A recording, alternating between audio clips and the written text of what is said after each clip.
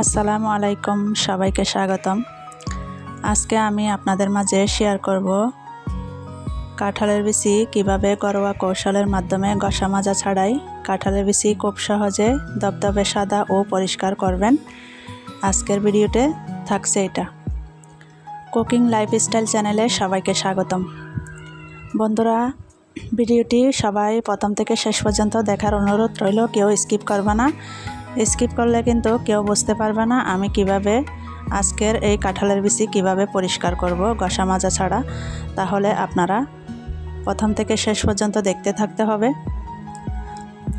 প্রথমে হচ্ছে এখানে কাঁঠালের বিচি পরিষ্কার, উপরে খোসাটা পরিষ্কার করে নিয়েছি। সেটা হচ্ছে কিছুক্ষণের জন্য এটাকে আমি ভিজিয়ে রাখছি। এটাকে তো বেশিক্ষণ ধরে হচ্ছে এটা ভিজিয়ে রাখতে হবে, সেজন্যে কাঁঠালের বিচি না হলে সহজ হবে না। অনেকে কাঁঠালের বিচি খেতে ভালোবাসেন, কিন্তু বিচির উপরের বাদামি আবরণ ময়লা পরিষ্কার করতে বেশ ঝামেলা হয়। আজকের এই সহজ পদ্ধতি অনুসরণ করলে সময় বাঁচবে, পরিশ্রমও কম হবে। সেজন্য আজকে আপনাদের মাঝে দেখাবো।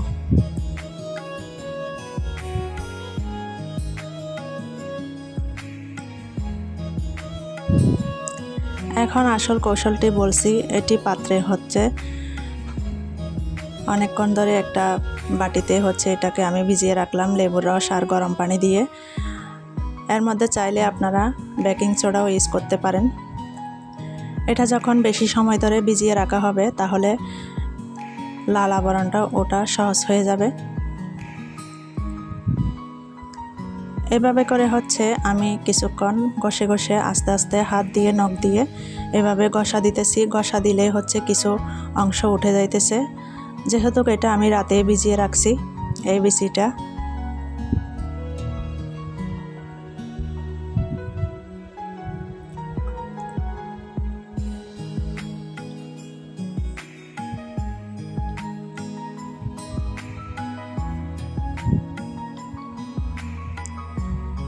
এখন আমি একটা পাত্রে হচ্ছে বিচিটাকে নিয়ে এভাবে করে ঝাঁকিয়ে ঝাঁকিয়ে আরও সহজ করার জন্য একটু ঝাঁকালে হচ্ছে এটা যে লাল অংশটা আছে সেটাও উঠবে।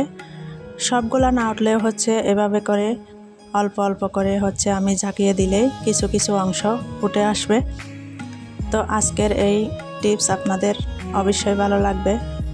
যদি ভালো লেগে থাকে তাহলে অবশ্যই লাইক কমেন্ট করতে ভুলবেন না। চ্যানেলটি সাবস্ক্রাইব করে পাশে থাকবেন। প্রতিদিন নতুন নতুন রেসিপি দেখতে আমার চ্যানেলের পাশে থাকতে পারেন।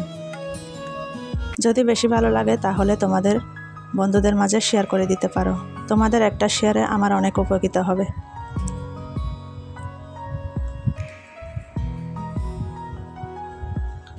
তো দেখুন, আমি ঝাঁকিয়ে নিয়েছি, কিছু অংশ অনেকটাই পরিষ্কার হয়ে গেছে। এভাবে করে কিছু কাজ সহজ করা যায় আসলে। তো আমরা গৃহিণীরা অনেক ব্যস্ত কাজে কর্মে। তো কিছু কাজ যদি আপনারা রাতে করে রাখেন বা রাতের মধ্যে যদি এই বিছিয়ে রাখেন তাহলে একটু সহজ হয়ে যায় কাজটা। আরও দবদবে সাদা করার জন্য আরেকটি ঘরোয়া টিপস রয়েছে। এটি বাটিতে কুসুম গরম পানি নিতে তাতে 1 টেবিল চামচ লেবুর রস দিয়ে এই বিচি পরিষ্কার করা খুবই সহজ। 5 থেকে 10 মিনিট এটা ভিজিয়ে রাখলে আরও বেশি সহজ পরিষ্কার করার জন্য। সেজন্য আমাদের ঘরে থাকা কিছু উপকরণ দিয়ে আপনারা সহজে এই কাঁঠালের বিচি পরিষ্কার করে নিতে পারেন।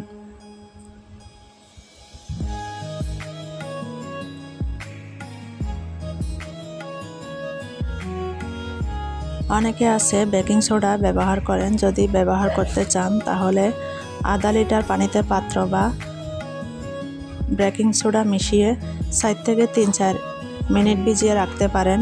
তবে অতিরিক্ত ব্যবহার করা যাবে না।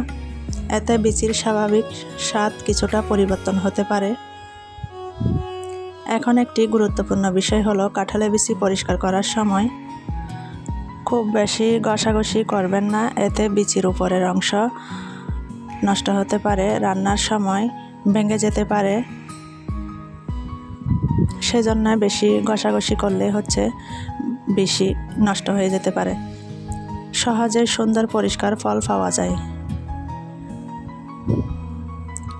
পরিষ্কার করা বিচিগুলো ছায়াযুক্ত স্থানে কিছুক্ষণ শুকিয়ে নিতে পারেন, এরপর ফ্রিজে সংরক্ষণ করে দিতে পারেন। চাইলে সিদ্ধ করে ভর্তা, বোনা, তরকারি কিংবা বিভিন্ন ঐতিহ্যবাহী রান্নার ব্যবহার করতে পারেন। এই পদ্ধতি খুব কম সময়ে পরিশ্রমে কাঁঠালের বিচি অনেক বেশি পরিষ্কার ও উজ্জ্বল রান্নার উপযোগী। আজকের টিপ যদি আপনাদের ভালো লেগে থাকে তাহলে আমার পাশে থাকবেন। নতুন নতুন ভিডিও দেওয়ার সাথে সাথে আপনাদের মাঝে চলে যাবে। যদি চ্যানেলটি সাবস্ক্রাইব করে রাখেন, বেল বাটন অল করে দেন।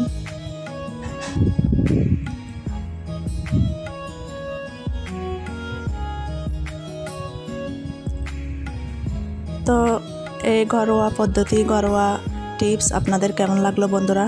তাহলে কমেন্ট করতে ভুলবেন না। যদি ভালো লেগে থাকে অবশ্যই জানিয়ে দিবেন আজকের টিপস আপনাদের কেমন লাগলো, কাঁঠালের বিচি পরিষ্কার কেমন হলো।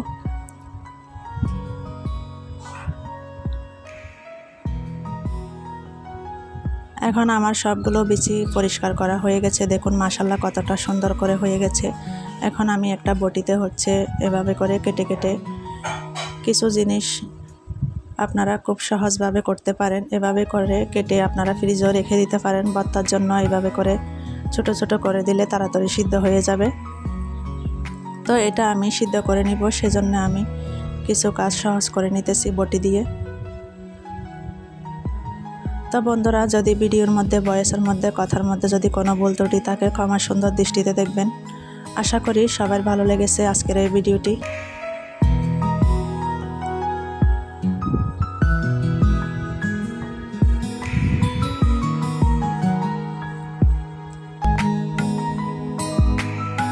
এখন আমি বিচিগুলোকে সিদ্ধ করে নিব।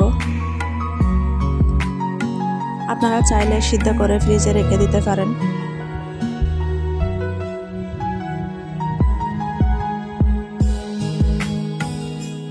এমন আরও সহজ কার্যক্রম ঘরোয়া টিপস জানতে আমাদের সঙ্গে থাকুন।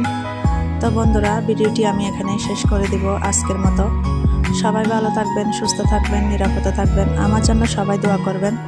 আবারও দেখা হবে, নতুন ভিডিও নিয়ে চলে আসবো অন্য কোনো রেসিপিতে।